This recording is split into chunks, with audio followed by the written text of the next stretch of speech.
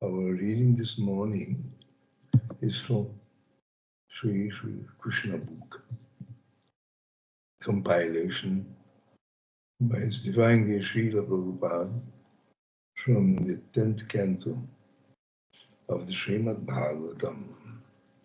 We are still at the chapter of prayers by the Personified Vedas.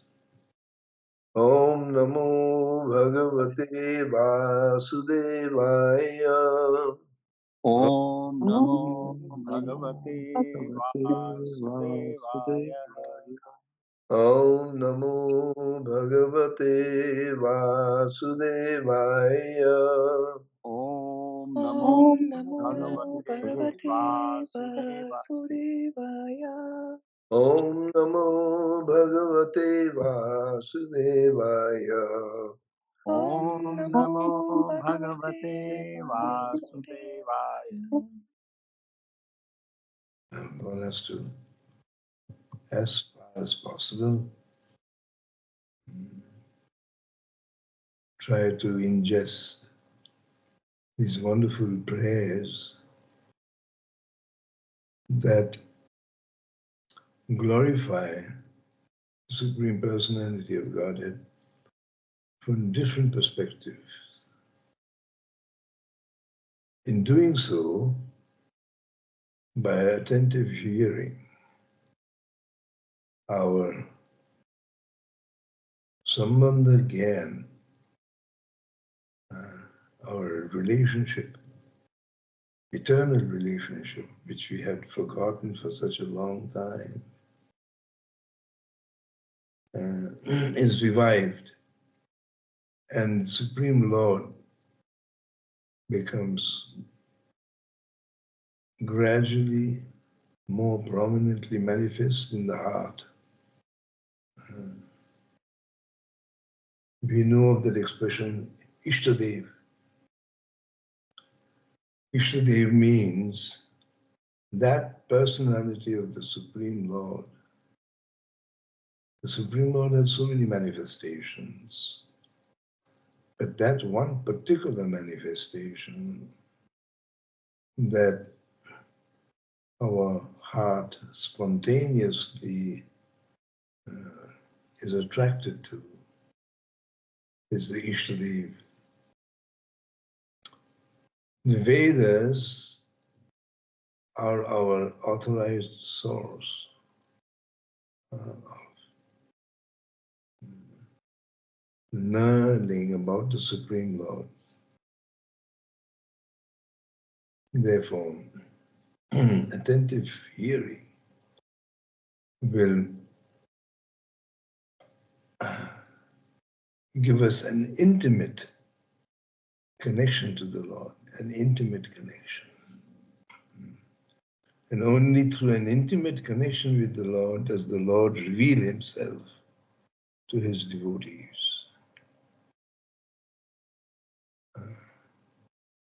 Krishna is saying in the Gita also, Manmana bhava mad bhakto madhyaji mam namaskuru. These are the beginning stages. Manmana bhava mad bhakto. How does one become a bhakta? Krishna is instructing everyone very gently, very sweetly. Become my devotee. There you will find all the fulfillment of every single desire for grace and happiness that you've been looking for. And the method is simple. Manmana bhava madbhakto madhyaji. Worship me. Mam namaskuru. Simply offer your obeisances to me.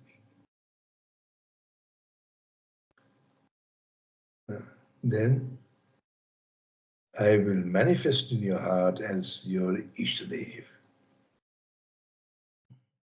Our dear Lord, although Lord Brahma, the predominating deity of the highest planet, Brahmaloka, and King Indra, the predominating demigod of the heavenly planet, as well as the predominating deities of the sun planet, the moon planet, etc., are all very confidential directors of this material world. They have very little knowledge about you. And what to speak of ordinary human beings and mental speculators? It is not possible for anyone to enumerate the unlimited transcendental qualities of your Lordship. No one, including the mental speculators and the demigods in the higher planetary systems, is actually able to estimate the length and breadth of your form and characteristics. We think that even your Lordship does not have complete knowledge of your transcendental qualities. The reason is that you are unlimited. Although it is not befitting in your case to say that you do not know yourself, it is nevertheless practical to understand that because you have unlimited qualities and energies, and because your knowledge is also unlimited, there is unlimited competition between your knowledge and your expansion of energies.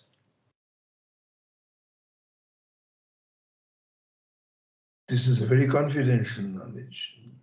Our entire understanding of the Supreme Godhead becomes revolutionary, revolutionized by such revelations by the personified Vedas, who know the Supreme Lord intimately because the Lord has revealed himself to the personified Vedas. Of course, to that extent that the personified Vedas, who are also jivas, are able to, according to the limits of their capacity, grasp. But knowledge and understanding of that knowledge, and much more the grasping of that knowledge and the extent, is a spiritual exercise that only very elevated souls are privileged to do. So what the Vedas personified is inspiring us to look deeper and deeper into our own spiritual identity, because it is only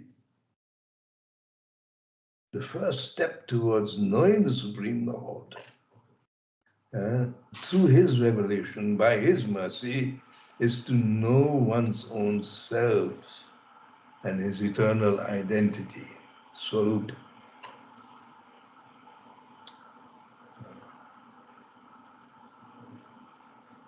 So here we are being told that all the greatest personalities, and these greatest personalities in the material world are the controllers of this material functioning. They work under the direction of Durga Devi, who works under the direction of Sadashiva, who in turn works under the direction of Sankarshan. This is the hierarchical process that knowledge descends down to us.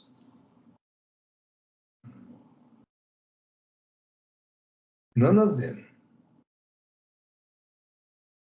can have a complete knowledge and understanding of the Supreme Personality of Godhead because he is unlimited. It's logical. That which is unlimited can never be reached, its extent known by anyone, what to speak of human beings and demigods, even the Lord himself. Were he to know the limits of his own unlimited glories, then his glories will not be unlimited. Similarly, because this is a dynamic process, these are not frozen truths of this material world. It is ever expanding. Otherwise, consciousness, when unlimited, as it is in the case of the Supreme Lord, cannot be the possession and identity and innate nature of that personality who the Vedas are declaring as Supreme Personality. The Upanishads make it very clear. Chetanas Chetananam, for all the conscious entities and beings, the most advanced and superior most Chaitanya is Eko Bahunam Juvidadati Kaman, that one personality maintains all the other conscious beings. So these has to be integrated into our meditation of the Supreme Lord so that not a single action of the Lord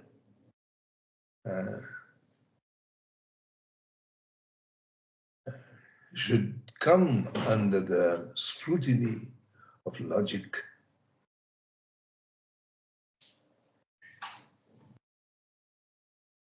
Should never be tried to be understood by logic.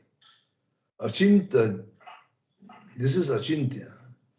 Achintya bhav kholuji bhava na tang starkena jujayet. That factor, which we call achintya, which belongs to the Supreme Lord alone, as far as the jivas are concerned, the Supreme Lord is achintya. And every aspect of his is achintya. And therefore Upanishad is saying achintya kholu jibhava, that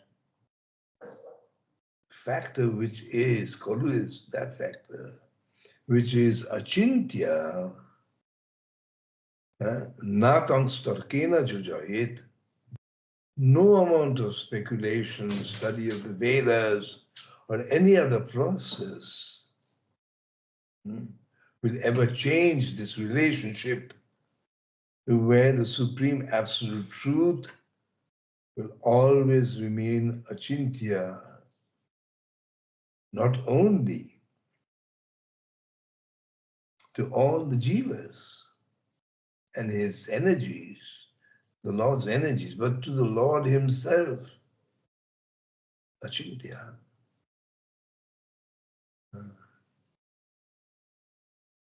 This understanding, this approach, this knowledge about the Supreme Lord is not available anywhere other than the Vedas. Therefore, we have to take to heart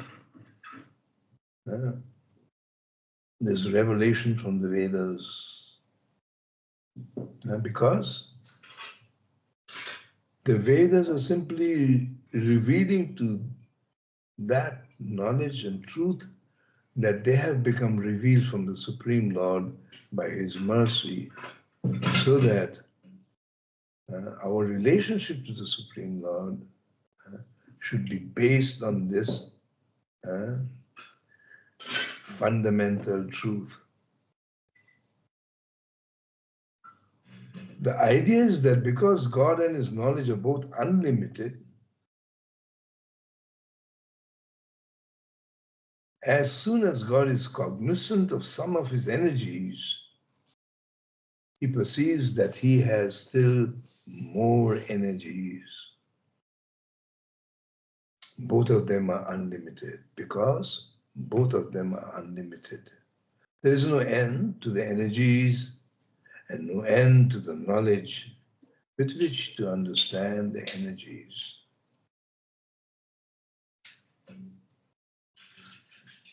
God is undoubtedly omniscient, but the personified Vedas say that even God Himself does not know the full extent of His energies.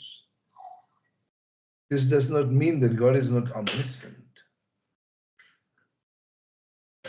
When an actual fact is unknown to a certain person, this is called ignorance or lack of knowledge.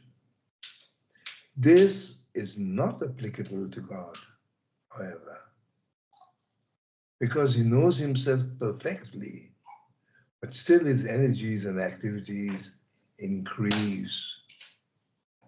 Therefore, He also increases His knowledge to understand it. Both are increasing unlimitedly, and there is no end to it. In that sense, it can be said that even God Himself does not know the limit of His energies and qualities.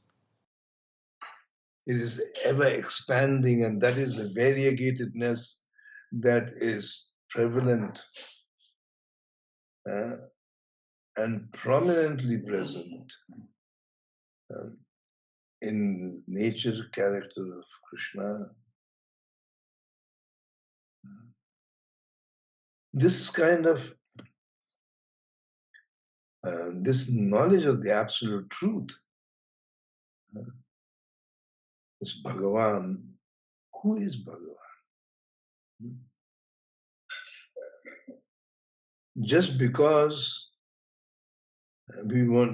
if we want to apply our logic and rational dialectics, complete failures, we will become atheists.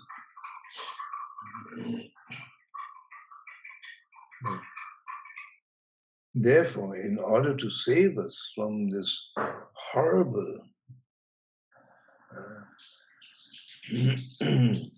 fate, horrible fate of becoming an atheist, we have to understand what is the achintya factor.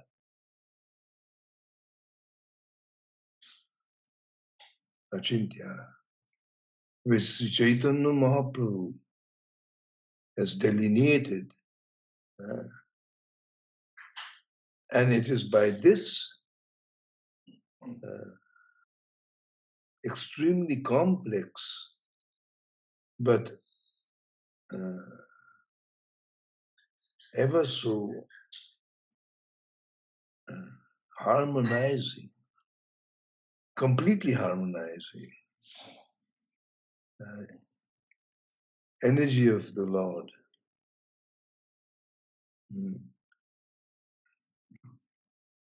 can make us understand that although He Himself doesn't know the extent of His own energies, He's still omniscient, all-knowing.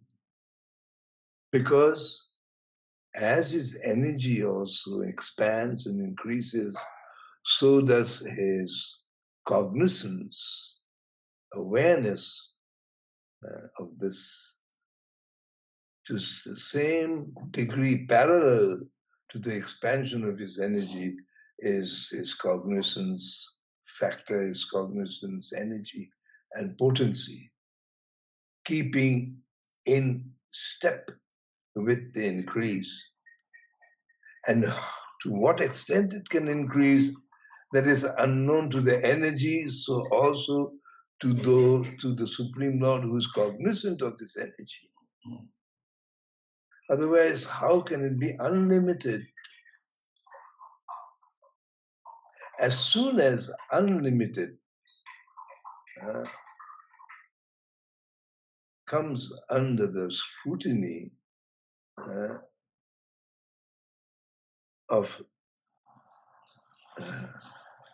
pre-knowledge, knowledge which is already there before the unlimited energy has expanded to a certain extent,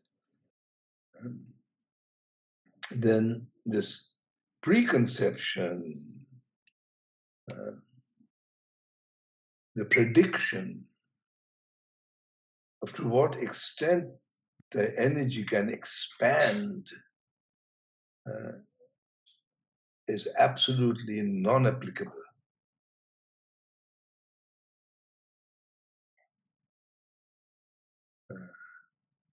Therefore, omniscient means that every step of expansion is known to the Supreme Lord, and it is also known to the Supreme Lord that it will continue to expand.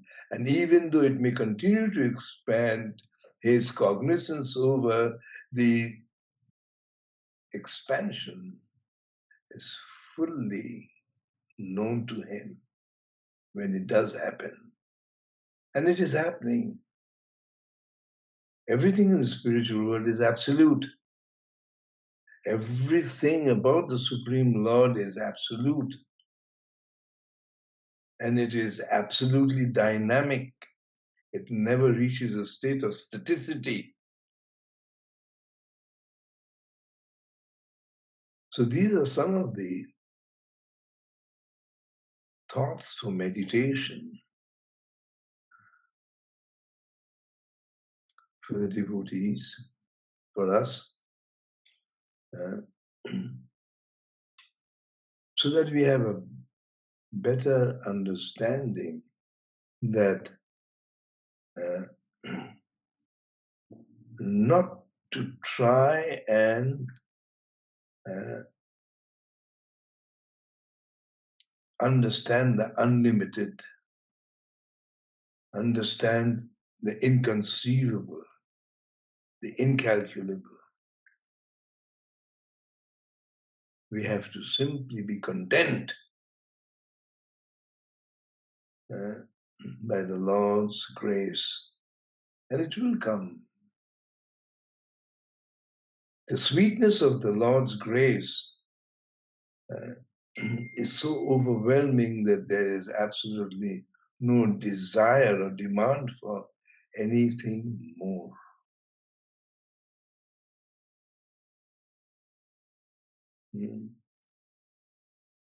Therefore, Lord Brahma is saying that after he was revealed, right in the beginning by the Lord, that Brahma, he has Gyan, Sambandha, knowledge, and he has Vigyan, perfect knowledge.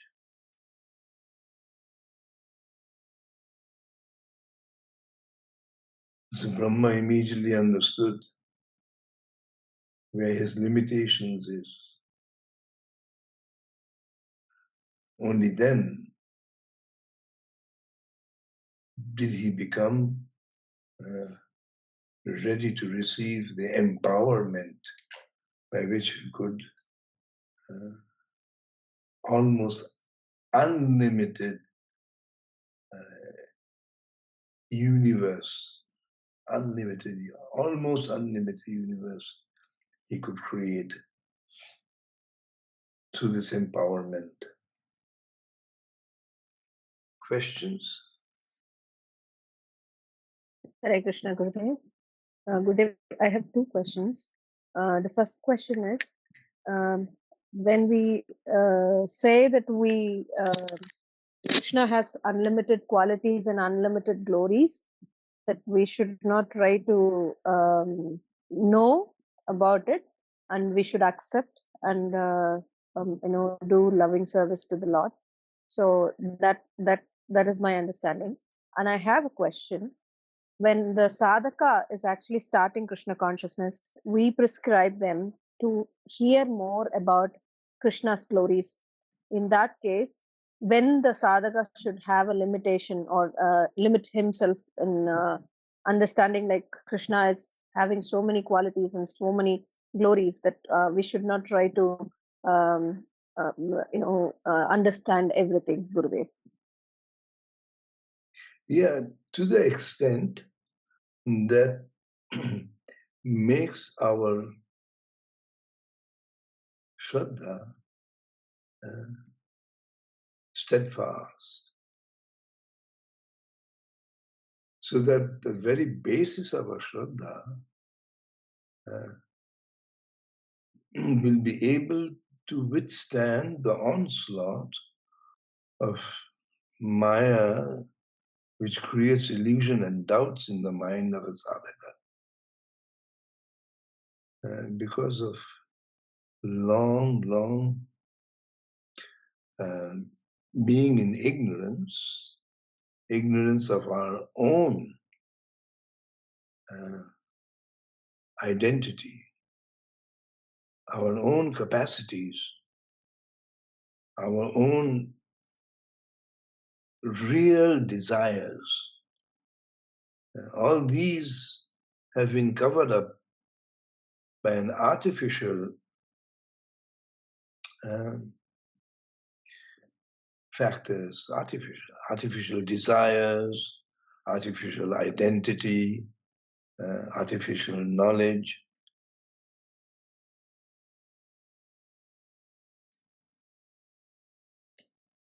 So the sadhakas increase and deepening of his Shraddha, which is already there. Shraddha is not something that we have to acquire from outside, but simply to remove the covering of Shraddha so that it can find full expression. And this finding full expression can only happen through bhakti. So we are told by Srila Rupa Goswami to have patience. It's one of the qualities that help us to make advancement in spiritual life. Utsahan dhairjat. Dhairjat. So this dhairjat means wait for revelations. Don't fall victim to doubts. That is the meaning of dhairjat.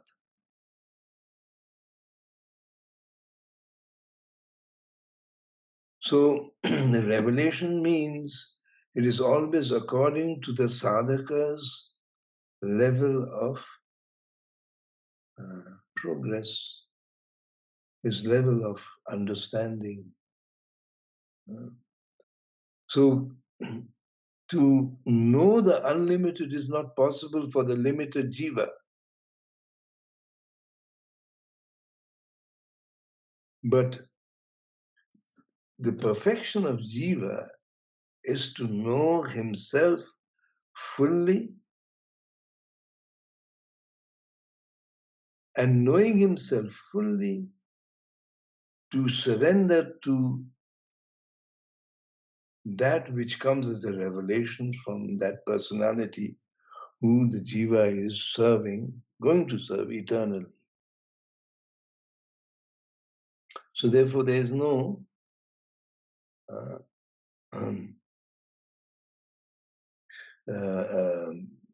shall I say, contradiction in this back. There's no contradiction. Gurudev, my second question is, the Ladini Shakti is Radharani and Sandhini Shakti is Balaram, and the Samvit Shakti is both of them contribute to give a platform to understand knowledge, or how do we understand Samvit Shakti, Gurudev? Samvit Shakti doesn't belong to Balaram. Samvit Shakti is Hladini Shakti's manifestation.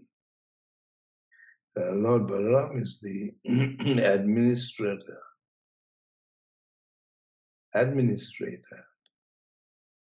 He controls the functioning of Sandhini Shakti.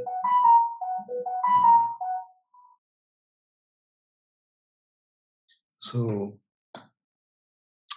Lord Balaram, in the form of the spiritual master for the jiva, is able to connect. Sandhini is to connecting. One of the activities of Sandhini Shakti is connecting the jiva to his eternal creator.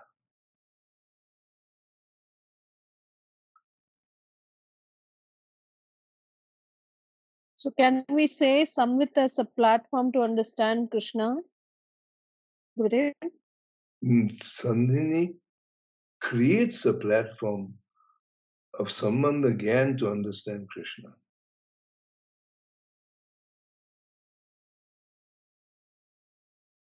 Okay, Gurudev. So, okay, this is Samvit. Okay, Gurudev. Thank you so much, Gurudev. Hare Krishna. Hare Krishna. I thank all of you for your patient hearing and beg forgiveness for all the mistakes I have committed. Hare Krishna and Jai Srila Prabhupada. Hare Krishna, Krishna Krishna, Hare Hare, Hare Rama, Rama Rama, Hare Hare.